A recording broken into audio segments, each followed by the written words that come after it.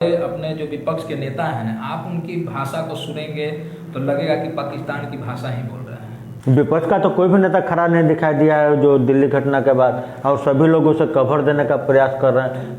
बात अगर आप बोल रहे हैं तो आप सेना को कमजोर कर रहे हैं या मजबूत कर रहे हैं? अच्छा राम जी, वाली बात है, यहाँ भारत है, ये हिंदुस्तान है, ना कि वो बांग्लादेश और ये श्रीलंका और नेपाल है।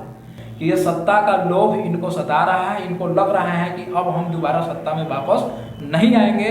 तो जितने भी लोग हैं वो सब लोग को आगे आकर के एक संदेश देना चाहिए। जैसे और चीज से लाउड स्पीकर में जब अनाउंस आप कर सकते हैं कि नहीं फलाने को वोट कीजिए, तो आप इस पर भी आकर के अनाउंस होना चाहिए था कि नहीं, इस तरह की जो घटना घटी है वो अच्छा नहीं है, नहीं घटना चाहिए। घटना इस तरह का जुल्म और अत्याचार आपको नजर आ रहा है संजय जी? नहीं, हमको तो कहीं नजर नहीं आ रहा है। जितना भी जाति देखकर या धर्म देखकर योजना का चुनाव नहीं होता है। उनको पनाह देते हैं, उनको बढ़ावा देते हैं ताकि वो वोट बैंक के रूप में उसको इस्तेमाल कर सके।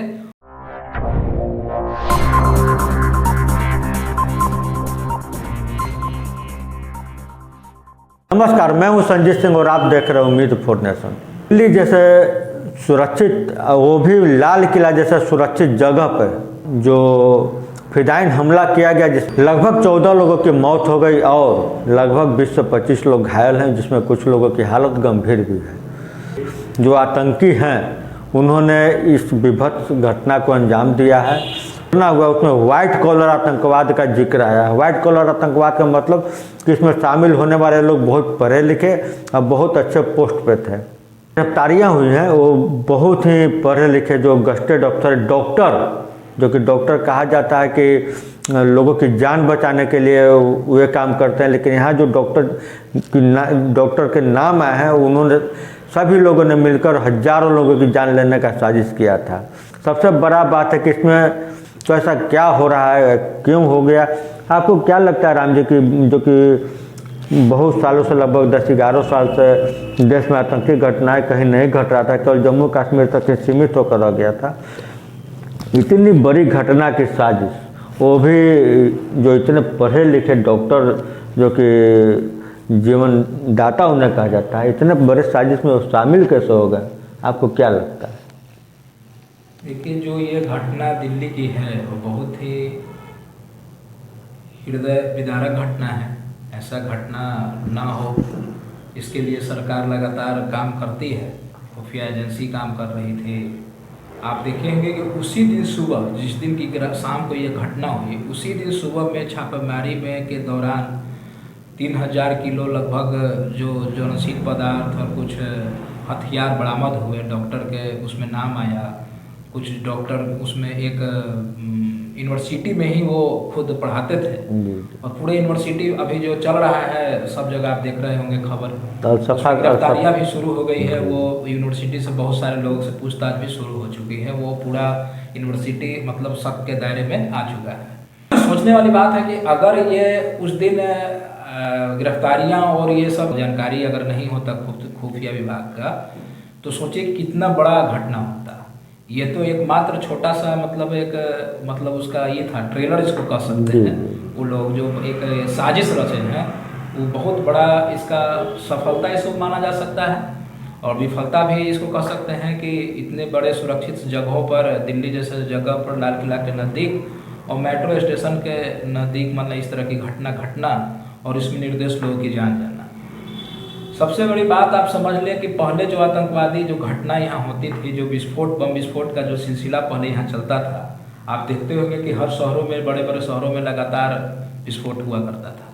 जब से सरकार यहाँ बदला तो इस पर थोड़ा अंकुश लगा। जहाँ तक रह गया सवाल, जम्मू कश्मीर में ही थोड़ा सा होता था ये सब, जैसे आप पुलवामा घटना हो या उड़ी घटना हो, जो आर्मी के ऊपर जो किया गया हमला, या जो भी हमला हो जम्मू कश्मीर में ही सिमट के रह गया था। लेकिन ये धीरे धीरे पैर पसारना दूसरे जगह, जैसे ये घटना हुई दिल्ली में, राजधानी में किया गया। इसके सबसे बड़ा कारण हमको लगता है कि जो पुलवामा घटना के बाद जो ऑपरेशन सिंदूर चलाया गया, उस प्रतिशोध की भावना उन लोगों के बीच में जो आया, जो इस तरह के लोग, आतंकवादी जो संगठन जो चलाते हैं, जो लोग इससे जुड़े हुए हैं, जो पाकिस्तान से इसका कनेक्शन लोग देखता है लगातार, तो उसका एक नतीजा ये दिखाया गया कि हम लोग माने इसके विरोध में हम यहाँ करेंगे। दूसरी चीज़, एक चीज़ और बड़ी बहुत बड़ा एक साजिश के तहत इस देश को बदनाम करने का, लोग में छवि बिगाड़ने का, जो अच्छा जो सरकार चल रही है उसका छवि कैसे बिगाड़ा जाए। आप एक बहुत बड़े अपने जो विपक्ष के नेता हैं, आप उनकी भाषा को सुनेंगे तो लगेगा कि पाकिस्तान की भाषा ही बोल रहे हैं। इसमें सब जग जाहिर है, सब लोग जानता है कि पाकिस्तान पहले जो यहाँ के जो नेता बोलते हैं वही पाकिस्तान के नेता बोलना शुरू करते हैं। तो अधिकतर जो आतंकवादी घटना है उसमें एक धर्म विशेष के लोग शामिल होते हैं। विपक्ष वोट बैंक के राजनीति के कारण उन पर एक शब्द नहीं बोल पाता है। तो क्या उस धर्म विशेष के जो बुद्धिजीवी वर्ग हैं, जो धर्म को संचालित करने का दावा करते हैं कि हमारे द्वारा धर्म को संचालित किया जा रहा है, संरक्षित किया जा रहा है, वे लोग इस मुद्दे पे क्यों नहीं आगे आते हैं कि जो उनके धर्म के जुआ, जो आज पहले तो अनपढ़ कम पढ़े लिखे लोग शामिल होते हैं, आज वाइट कॉलर लोग शामिल हो रहे हैं, उस धर्म विशेष के लोगों के जो शिकन तक नहीं दिखाई देता है चेहरे पे, जो जरा भी चिंतित नहीं है कि हमारे धर्म के जुआ गलत राह पे जा रहा है, उनके लिए आप क्या कहना चाहते हैं? देखिए, सब बहुत चिंता का विषय है। आप देखे होंगे कि कहीं दूसरे देश में, दूसरे जगह पर अगर इस तरह की कोई घटना होती है तो खास करके जो विपक्ष के लोग हैं, विपक्ष के नेता हैं, जो एक खास वर्ग के वोट बैंक के वजह से पूरा उसका विरोध करते हैं और दर्शाते हैं कि बहुत बड़ा इस तरह का घटना नहीं घटना चाहिए। फिलिस्तीन के लिए तो सभी लोग खड़े हो जाते हैं, लेकिन जब अपने देश में जब इस तरह की घटना होती है तो बहुत कम ऐसे नेता आपको नजर आएंगे जो सरकार के साथ खड़ी होगी। विपक्ष का तो कोई भी नेता खड़ा नहीं दिखाई दिया है जो दिल्ली घटना के बाद, और सभी लोग उसे कवर देने का प्रयास कर रहे हैं। वही तो बता रहे हैं कि कहीं ना कहीं एक राजनीतिक साजिश भी इसके पीछे है। आप अगर इसको नीचे से अगर देखेंगे तो कहीं ना कहीं राजनीतिक बूब आपको नजर आएगी, क्योंकि इस तरह की इतना गिरा हुआ राजनीति कर अपने देश में लोग करते हैं, नेता लोग, सभी लोग नहीं हैं लेकिन कुछ वैसे अधिकांशतः लोग हैं जो सत्ता के लिए कुछ भी करने को तैयार हैं, और उल्टा दर्शाया जाएगा कि जो सत्तासीन जो है उस वही लोग इस तरह की घटना करवा रहे हैं। सोचने वाली बात है कि आप किसी पर आप नहीं छोड़ते हैं। जो आर्मी है, जो हमारी देश की सेना है, उसके ऊपर भी कटाक्ष करना, उसको भी मतलब दूसरे नज़रिए से देखना। अभी आप तत्काल ही देखे होंगे, पहले की जो घटना हुआ, आप देखे होंगे कि अरविंद केजरीवाल जैसे मुख्यमंत्री जो दिल्ली के थे, वो सबूत मानना शुरू कर दिए थे जब वहाँ पुलवामा में होने के बाद जो वहाँ अटैक किया गया था, एयर स्ट्राइक हुआ था, तो उसका सबूत मांगना शुरू कर दिए। अभी बिहार का चुनावी माहौल में आप देखे होंगे कि आपके नेता जो विपक्ष के हैं राहुल गांधी, वो खुद आकर के यहाँ आर्मी के, सेना के ऊपर सवाल उठाना और लोगों के बीच में आकर चुनावी सभा में कहना या बोलना मंच से, या उसको सोशल मीडिया के द्वारा लोगों तक प्रसारित किया गया कि सेना में 10% लोगों का कब्जा है। अब इस तरह की जब बात अगर आप बोल रहे हैं तो आप सेना को कमजोर कर रहे हैं या मजबूत कर रहे हैं? अच्छा राम जी, विपक्ष का जो बड़ा चेहरा है वो लगातार संदिग्ध आचरण में लिप्त दिखाई देते हैं। ऐसा चर्चा है कि वे देश में जो नेपाल जैसे, बंगाल जैसे हालात पैदा करना चाहते हैं। आखिर मोदी सरकार वैसे लोगों को चिन्हित क्यों नहीं कर पाती? क्या यहाँ पे मोदी सरकार कमज़ोर पड़ जाती है? आपको क्या लगता है? जैसे बहुत दिनों से संदिग्ध आचरण है विपक्ष के बड़े नेता का, लेकिन सरकार उस पर कोई कार्रवाई नहीं कर पा रही, आपको क्या लगता है? देखिए, ये तो बड़ा विषय है। संदिग्ध तो पाए जाते हैं, हर जगह पाए जाते हैं। इसके पीछे देखिए, कहीं ना कहीं वो सरकार तो इस पर नज़र रखी हुई है। ऐसा नहीं कि सरकार नज़र नहीं रखती होगी। खुफिया एजेंसी से लेकर आप पहले भी आप खबर में देखे होंगे, सुने होंगे, पढ़े होंगे कि जो इनकी विदेश यात्रा पर जाते हैं, विदेश यात्रा पे जाते हैं, तो जो एक रूटीन होता है कि जो वहाँ के सैन्य, जो इनके पदाधिकारी होते हैं, उनको सूचना करना पड़ता है कि हाँ हमारे नेता फलाने जगह पे जा रहे हैं, इतने दिनों के लिए जा रहे हैं। उसको भी सूचना नहीं मिलता था। तो देखे होंगे कि आप उनको अधिकारी के द्वारा ये उनको अलर्ट किया गया, मतलब उनको कहा गया कि अगले बार से आप ऐसे करेंगे तो आपके ऊपर मतलब नज़र रखा गया है। तो ऐसा नहीं कि सरकार नज़र नहीं रख रही है, लेकिन कहने का मतलब है कि कुछ उस तरह का जो सबूत अगर उनके पक्ष में अगर एंटी में मिलेगा तो सरकार जरूर एक्शन लेगी, क्योंकि सरकार भी यहाँ जो है लोकतांत्रिक तरीके से चलता है। आप एक तरफा मतलब फैसला या कोई चीज़ तो ले नहीं सकते हैं। अब उनकी सरकार की तरह तो यहाँ मतलब ये नहीं ना है कि आप इमरजेंसी लागू करके और उनके नेता जितने भी विपक्ष के हैं उनको सत्ता बचाने के लिए इस तरह का कोई काम नहीं करेगी। जो भी काम सरकार करती है लोकतांत्रिक तरीके से करती है, आप देखे भी होंगे। तो जो न्याय के द्वारा जो मतलब संविधान के दायरे में रह करके सरकार काम करना चाहती है तो अपना काम कर रही है, ऐसा नहीं कि काम नहीं कर रही है। लेकिन जो सेना के ऊपर जो इस तरह का, जैसे आप बोले कि जैसे नेपाल और बांग्लादेश में, ये श्रीलंका में जो इस तरह की जो घटनाएं घटी, उसका उसी तरह का घटना यहाँ लोग हटवाना चाहता है। ये इतना चाहता है कि यहाँ के जो युवा वर्ग है उसको भड़का करके लगातार खुलेआम चल रहा है। राहुल गांधी राहुल गांधी प्रियंका गांधी खुद इस पर स्टेटमेंट दे रही है। लेकिन ये सोचने वाली बात है, यहाँ भारत है, ये हिंदुस्तान है, ना कि वो बांग्लादेश और ये श्रीलंका और नेपाल है। तो यहाँ के जेड जो है वो सब कुछ समझ रहे हैं कि हमारे लिए कौन बेहतर है और कौन किसको उकसा रहा है। सीधी लोग जनता समझ गई है, खास करके युवा वर्ग समझ गई है कि ये सत्ता का लोभ इनको सता रहा है। इनको लग रहा है कि अब हम दोबारा सत्ता में वापस नहीं आएंगे। तो एन प्राक्रेन वो चाह रहे हैं कि देश में एक अराजकता का माहौल बने और ये मतलब हम जबरदस्ती मतलब एक तरह से कहे कि हम शासन में काबिज हो जाए। लेकिन ये सपना उनका सपना ही रह पाएगा, ये नहीं होने वाला है, क्योंकि ये भारत के युवा वर्ग है, वो समझ रहा है, देख रहा है, यहाँ के लोग सब लोग को भांप रहा है। आतंक के जो नया मॉड्यूल है वाइट कॉलर मॉड्यूल, उसके लिए सरकार को उस पर पूरी तरह से रोक लगाने के लिए सरकार को क्या कदम उठाना चाहिए?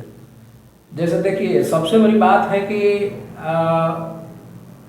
रोक लगाने के लिए सबसे पहले तो सरकार तो काम अपनी कर ही रही है, ऐसा नहीं कि काम नहीं करती है। खुफिया एजेंसी से लेकर हर लोग उसमें लगे हुए हैं, काम करते हैं। और व्हाइट कॉलर की जहाँ तक बात है तो एक मानसिकता ही उनके दिमाग में बैठा हुआ है, नीचे से ही दिया जाता है, बच्चों से भरा जाता है। आप पढ़ेंगे उनका जो धार्मिक ग्रंथ होता है उसमें खुद उसमें लिखा गया है या बताया जाता है लोग के द्वारा कि हमारे जो कौम के नहीं है, यानी जो हमारे दूसरे हैं वो हमारे मतलब काफिर उसको माना जाता है। और वो कहा जाता है कि जैसे भी हो उसको मतलब ख़त्म किया जाए और अपने में शामिल किया जाए, एक वर्चस्व यानी हमारा एक सत्ता हो सब जगह पर, ऐसा लोगों के द्वारा बताया गया है जो पढ़ते हैं या आप भी जानते होंगे। तो इस तरह की मानसिकता जहाँ से निकल के आ रही है तो निश्चित है कि वो तो वाइट कॉलर का इस्तेमाल करेंगे। पहले निम्न वर्ग के लोग उसमें जो रहते थे, यानी जो कम पढ़े लिखे लोग थे, उनको लोग इस्तेमाल करता था। अब धीरे धीरे जो उसका पैटर्न बदल करके नए रूप में दिया गया, उसी का नतीजा आप देखे होंगे कि PIF पर सरकार जो बैन लगाई थी पहले।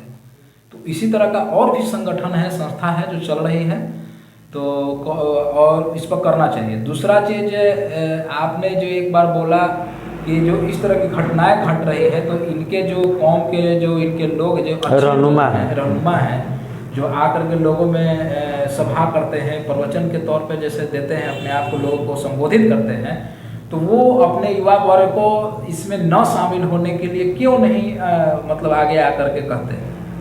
तो हम तो यही कहेंगे चैनल के माध्यम से कि वैसे जितने भी लोग हैं वो सब लोग को आगे आकर के एक संदेश देना चाहिए। जैसे और चीज़ के लिए जब वोट के लिए आप सामूहिक अपने मतलब धार्मिक जो आपका स्थान होता है वहाँ से लाउड स्पीकर में जब अनाउंस आप कर सकते हैं कि नहीं फलाने को वोट कीजिए, तो आप इस पर भी आकर के अनाउंस होना चाहिए था कि नहीं, इस तरह की जो घटना घटी है वो अच्छा नहीं है, नहीं घटना चाहिए, क्योंकि आप एक साथ इस देश में रह रहे हैं। जो सारी सुविधाएं उनको चाहिए वो सरकार आपको मुहैया करा रही है। आप देखे होंगे एक नेता का वीडियो भी वायरल हो रहा है कि जब तक हमारे कौम के ऊपर अत्याचार और जुल्म होता रहेगा तो इस तरह की घटनाएं और इस तरह के लोग निकलते आएंगे। तो सोचने वाली बात है कि आप अपने देश में इस तरह की घटना, इस तरह का जुल्म और अत्याचार आपको नजर आ रहा है संजय जी? नहीं, हमको तो कहीं नजर नहीं आ रहा है। जितना लाभ हिंदू समाज को मिल रहा है उतना ही सभी धर्म और सभी वर्ग के लोगों को मिल रहा है। कहीं भी जाति देखकर या धर्म देखकर योजना का चुनाव नहीं होता है। लेकिन फिर भी ये मानसिकता बना हुआ है। उसमें सबसे बड़ा कारण है कि यहाँ के जो राजनीतिक कुछ लोग जो है उनको पनाह देते हैं, उनको बढ़ावा देते हैं ताकि वो वोट बैंक के रूप में उसको इस्तेमाल कर सके, और इसी का खासा नतीजा ये निकल के आ रहा है। और कोई विशेष बात तो जैसे जिसके मानसिकता में है गलत करना, वो तो गलत करेगा ही। जैसे आप पुराने दौर से ही देखेंगे, हर युग में, हर कालखंड में इस तरह के लोग आपको मिलते रहेंगे और अच्छे लोग भी मिलते रहेंगे। तो जो बुरे लोग हैं बुरे ही करेंगे, अच्छे लोग हैं वो अच्छे करेंगे।